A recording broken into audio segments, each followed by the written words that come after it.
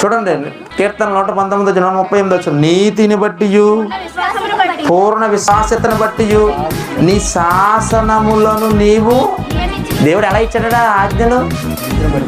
నీతితో కూడిన శాసనాలు, విశ్వాసతతో కూడినవి దేవుని శాసనాలు. మరి మన శాసనం ఎలా ఉంటాయి తెలుసా? మనకు తెలియకుండా మన ఆస్తులు లాగేసుకోవాలి, అదో శాసనం.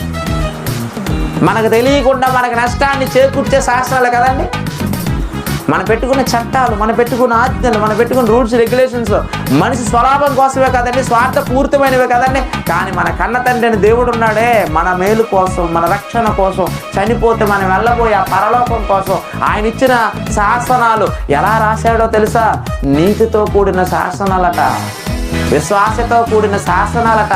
అంటే వాటిని నేర్చుకుంటే మనలో లేని నీతి వస్తుంది, వాటిని నేర్చుకుంటే మనలో లేని విశ్వాసం వృద్ధి అవుతుంది. అంటే మన బ్రతుకులు